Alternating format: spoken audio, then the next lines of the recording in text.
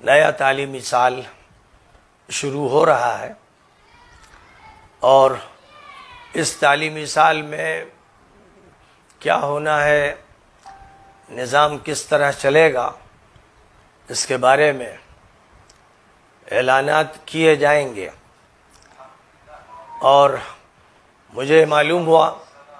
کہ مدرسہ ضیاء العلوم سے جن لوگوں کو نکال دیا گیا ہے، اللہ جانتا ہے اور اللہ کے فرشتے جانتے ہیں کہ میں 25 سال سے اس کا ناظم ہوں، اور جو لوگ بھی وہاں کام کر رہے ہیں ان کا میں نے تقرر کیا، ان کو مواقع فراہم کیے۔ ضیاء العلوم کے تمام طلبہ اس کو جانتے ہیں، مدرسین جانتے ہیں، اور اللہ تو جانتا ہی ہے اور اللہ کے فرشتے جانتے ہیں۔ اب ظاہر ہے کہ ایک ٹولے نے جو شرارت ندوۃ العلماء میں کی، وہ شرارت رائے بریلی میں بھی کر رہا ہے۔ اللہ کا کوئی خوف اس کے دل میں نہیں ہے، فرشتوں کا احساس نہیں ہے، اللہ کے یہاں باس پرس ہوگی، اس کا احساس دل سے ختم ہو چکا ہے۔ اور شاید یہ اس وجہ سے ہو رہا ہے کہ نبی پاک علیہ السلام کی حدیثوں کا انکار کیا جا رہا ہے، جو صاف و صریح حدیثیں ہیں، بخاری میں، مسلم میں، ترمذی میں، نسائی میں، ابو داود میں، مستدرک میں، دارقطنی میں، جو صحیح حدیثیں ہیں، یہ ٹولہ ان کا انکار کر رہا ہے اور ان حدیثوں کے خلاف وہ باتیں کہہ رہا ہے جو ناسبیت کی باتیں ہیں۔ امام ذہبی رحمۃ اللہ علیہ نے بڑی صراحت کے ساتھ لکھا ہے کہ اتباع معاویہ ہم النواصب، معاویہ کا اتباع کرنے والے ناصبی تھے، اور یہ ہیں امام ذہبی جن پر تمام محدثین کا اعتماد ہے، اور باقی تمام علماء اہل سنت، کبار علماء اہل سنت اس بات کے قائل ہیں کہ حضرت علی کے خلاف جس نے بغاوت کی وہ فاسق تھا، وہ عاصی تھا، وہ گنہگار تھا، اور ساتھ ہی ساتھ یہ کہ رسول اللہ صلی اللہ علیہ وسلم نے اس کے بارے میں یہ بات ارشاد فرما دی تھی کہ وہ حضرت علی کے گروہ میں جو کبار صحابہ ہیں ان کو جہنم کی دعوت دے رہا ہوگا۔ حضور پاک علیہ السلام کی وہ حدیث جو امام بخاری رحمۃ اللہ علیہ نے اپنی کتاب الصحیح میں ذکر کی ہے، اس میں جب حضور صلی اللہ علیہ وسلم نے حضرت عمار کے بارے میں خود حضرت عمار سے بھی کہا تھا اور دیگر صحابہ سے کہ ایک باغی گروہ جو ہوگا وہ عمار کو شہید کرے گا، جبکہ عمار اس گروہ کو جنت کی طرف بلا رہے ہوں گے، اور وہ گروہ عمار کو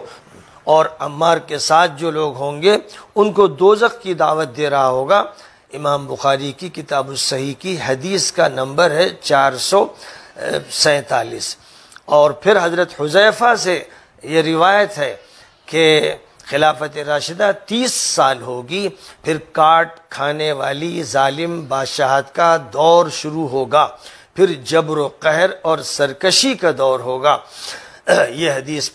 بصری ہے، امام احمد نے اپنی مسند میں اس حدیث کو ذکر کیا ہے، جلد 5 اور صفحہ 220۔ سنن ابو داود میں یہ حدیث بیان کی گئی ہے، نمبر حدیث کا 4646 ہے۔ سنن ترمذی میں یہ حدیث بیان کی گئی ہے، نمبر اس کا 2226 ہے۔ ابن حبان نے اس حدیث کو بیان کیا ہے، 1534 اس کا نمبر ہے۔ حاکم نے مستدرک میں اس کا تذکرہ کیا ہے، جلد 3 میں 171ویں صفحے پر ہے، اور پھر اس کے بعد 145ویں صفحے پر ہے۔ حضرت ابو سعید خدری رضی اللہ تعالی عنہ سے روایت ہے کہ رسول اللہ صلی اللہ علیہ وسلم نے ناکسین، قاسطین اور مارقین سے جنگ کا حکم دیا۔ جب میں نے یہ پوچھا کہ ان لوگوں سے جنگ کس کے ساتھ مل کر کرنا ہے، حضرت ابو سعید خدری نے حضور صلی اللہ علیہ وسلم سے پوچھا تو فرمایا کہ علی ابن ابی طالب کے ساتھ اور انہی کے ساتھ عمار شہید ہوں گے۔ اور قاسطین کی تشریح یہ کی گئی کہ وہ ظالم شام کے وہ لوگ جو معاویہ کے لشکر میں ہوں گے۔ ناقصین سے مراد وہ جنہوں نے عہد کیا پھر توڑ دیا تھا، حضرت طلحہ و حضرت زبیر وغیرہ جو پھر بعد میں شہید کر دیے گئے، اور انہوں نے توبہ کی تھی، حضرت علی کی مخالفت کی توبہ کی تھی۔ اور مارقین سے مراد وہ ہیں جو دین سے نکل گئے، یعنی خوارج۔ بہرحال یہ تو بہت ہی مختصر سا خلاصہ ہے۔ اب ان حدیثوں کی مخالفت کرتے ہوئے مجھے حیرت ہوتی ہے کہ بلال حسنی جو میرا چھوٹا بھائی ہے اور میں نے اس کو پڑھایا بھی ہے، اس کی ایک کتاب پر مقدمہ لکھا ہے اور اس کو اپنا معاون مدرسے میں بنایا تھا، مجھے حیرت ہوتی ہے کہ وہ کس جرأت کے ساتھ جھوٹ بول رہا ہے، پولیس والوں سے جھوٹ بولتا ہے، اور رجسٹریشن جہاں سوسائٹیوں کو ہوتا ہے وہاں جھوٹی درخواست دیتا ہے، وہاں وہ ہمارے خلاف ہر بدعنوانی کا مرتکب ہو رہا ہے اور پھر الزامات ہم پر لگا رہا ہے۔ رمضان المبارک میں نے ایسے لوگوں کے خلاف بد دعا کی تھی اور اللہ سے کہا تھا، اے اللہ جو افترا پردازی کر رہے ہیں، جو الزام تراشی کر رہے ہیں، جو اپنی طرف سے جو بات چاہتے ہیں ٹھوک رہے ہیں اور لوگوں میں غلط باتیں پھیلا رہے ہیں، اے اللہ عبرتناک سزا انہیں دے دے، تو قادر ہے۔ اللہ پر یقین ہے، اللہ دیکھ رہا ہے، اور اللہ دیکھ رہا ہے کہ اس وقت یہ لوگ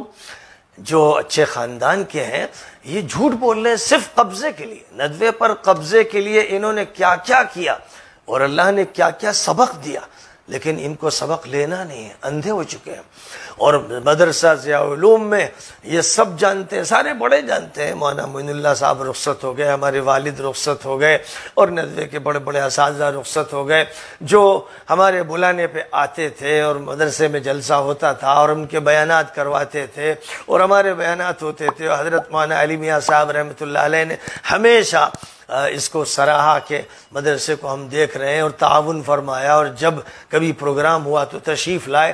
آج افسوس ہے کہ مولانا علی میاں کا پوتا اتنا بے دین ہو گیا کہ اس میں اللہ کا خوف نہیں ہے، اس کو آخرت کا احساس نہیں ہے۔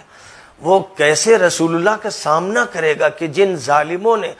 ہزاروں صحابہ کو شہید کیا، بڑے بڑے تابعین کو شہید کیا، اور 60 سال تک حضرت علی کو گالیاں دیں، ان پر طعن و تشنیع کیا، یعنی ہر وہ حدیث جو اس موضوع کی ہے کہ میرے صحابہ کو برا نہ کہو، وہ اس پر منطبق ہوتی، اس گروہ پر جس نے مسجدوں میں خطبوں میں حضرت علی پر طعن و تشنیع کروائی، جس نے حضرت حسن کو زہر دلوایا، شہید کیا، اور جس نے حضرت حسن کو حضور کے روضے میں دفن نہیں ہونے دیا، اور جس نے اس پر لڑائی کی دھمکی دی، یہاں تک کہ پھر حضرت حسن کو بقیع الغرقد میں دفن کیا گیا، جس نے ان کی نماز میں شرکت نہیں کی، ان کو شہید کیا زہر دے کر، پھر ان کی نماز میں بنی امیہ کا کوئی مجرم شریک نہیں ہوا۔ جو ایسے مجرم ہیں جنہوں نے نبی کے کلیجے کو چھلنی کر دیا ہے، اور نبی ان کے خلاف سخت ترین باتیں حدیثوں میں کہہ چکے ہیں، وہ سب موجود ہیں، بہت سی حدیثیں ہیں، اور پھر علماء اہل سنت کے بیانات میں یہ بات متفق علیہ ہے کہ جو گروہ باغی تھا حضرت علی کی خلافت راشدہ کے خلاف، حضرت علی کے خلاف اور تمام کبار صحابہ کے خلاف، وہ گروہ عاصی بھی تھا اور باغی بھی تھا، اور وہ گروہ فاسق بھی تھا، اور اس نے ایک بڑا جرم کیا کہ امت مسلمہ کو خلافت راشدہ سے ہمیشہ کے لیے محروم کر دیا، اور اپنے ملعون بیٹے یزید جیسے مجرم اور خبیث انسان کو مسلط کیا، جس نے حضور کے نواسے حضرت حسین کو، پورے خاندان کے بچے کو ختم کیا۔ یہ وہ مجرم ہیں کہ جن پر خدا کی ہزاروں لعنتیں ہوں، پوری امت ان پر لعنت کرتی ہے، اور سب کو معلوم ہے بالجبر والاکراہ کس نے اس ملعون کو امت پر مسلط کیا۔ تو اب جو لوگ ان کا ساتھ دے رہے ہیں، میں سوچتا ہوں کیسے قیامت میں وہ حضور کا سامنا کریں گے، کیسے حضرت علی کا سامنا کریں گے، کیسے حضرت حسن کے سامنے آئیں گے،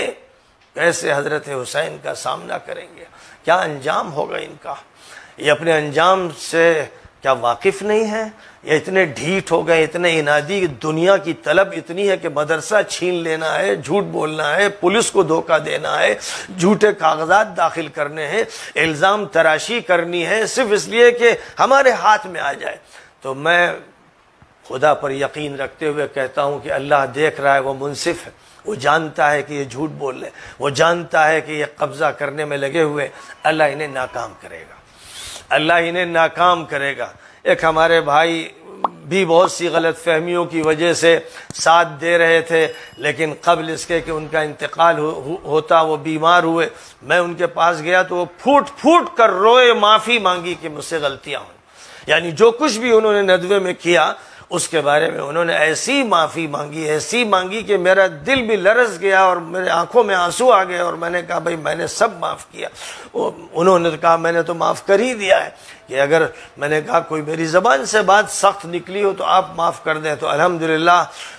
جہاں تک جناب حمزہ حسنی کا تعلق ہے، وہ اس دنیا سے توبہ کر کے رو کے اور اللہ سے معافی مانگ کے اور ہم لوگوں سے بھی معافی مانگ کے، کیونکہ ہمارے حقوق مارے گئے تھے، انہوں نے اپنا معاملہ صاف کر لیا، اور ہمیں امید ہے کہ انشاءاللہ اللہ ان کو جنت نصیب فرمائے گا۔ لیکن جو ابھی باطل پر جٹے ہوئے ہیں، حدیثوں کا انکار کر رہے ہیں، اور حضور کے کلیجے کو جن ظالموں نے چھلنی کیا ان کا دفاع کر رہے ہیں، مجھے ڈر ہے کہ قبر میں ان کا چہرہ سیاہ ہو جائے گا، شاید زندگی میں اللہ ان کے چہرے کا نور چھین کر ان کے چہرے پر کالک مل دے گا، اور ظاہر قیامت میں ان کو عزت نہیں ملنی ہے۔ وہ حضرت علی کا سامنا نہیں کر سکیں گے، حضرت حسن کا سامنا نہیں کر سکیں گے، وہ یزید کے ساتھ ہوں گے۔ اور یہاں جب حضور نے فرما دیا کہ وہ گروہ جہنم کا داعی ہے، جو حضرت علی کے خلاف باغی ہیں وہ جہنم کے داعی ہیں، اور نبی صلی اللہ علیہ وسلم کی وہ متواتر حدیث جس کو چھپایا گیا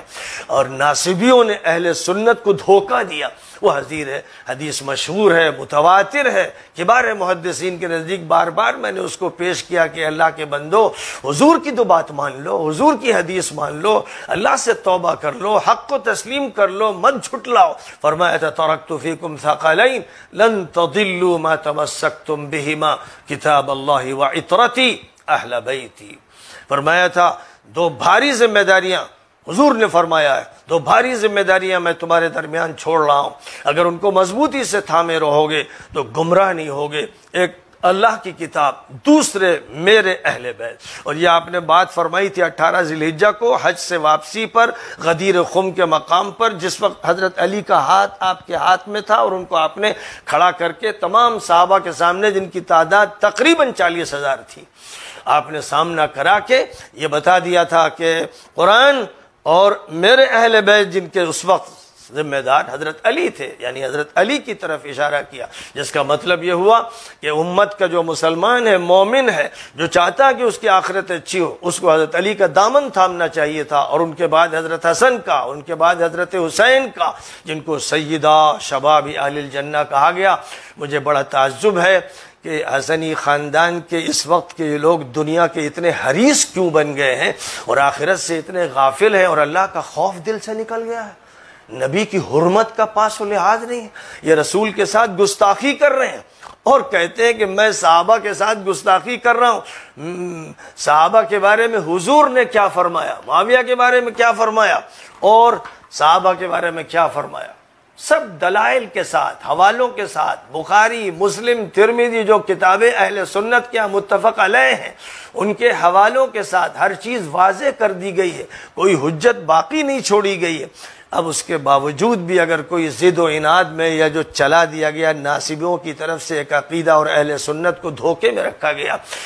اس کی وجہ سے جو لوگ دھوکہ کر رہے ہیں وہ کل نہ حضور کا سامنا کر سکیں گے، نہ حضرت علی کا، نہ حضرت حسن کا، نہ حضرت حسین کا، یقیناً وہ یزید کے ساتھ ہوں گے۔ ان کو چاہیے کہ وہ اللہ سے دعا کریں، اللہ ہمیں یزید کے ساتھ کر دے، اللہ ہمیں یزید اور یزید کے بڑوں اور چھوٹوں کے ساتھ کر دے، انہیں یہ دعا مانگنی چاہیے۔ اگر وہ اپنے موقف پر یقین رکھتے ہیں تو یہ وہ دعا مانگیں، اور ان کی دعا یہ لوگ سنیں کہ ہاں وہ ان کے ساتھ رہنا چاہتے ہیں آخرت میں، تو انہیں مبارک ہو۔ ہم ان سے بری ہیں، اللہ ان سے بری ہے، نبی ان سے بری ہے، علی ان سے بری ہیں، سیدہ شباب اہل الجنہ ان سے بری ہیں، دنیا ہی میں عبرتناک سزا وہ دیکھ لیں گے۔ وآخر دعوانا ان الحمد للہ رب العالمین۔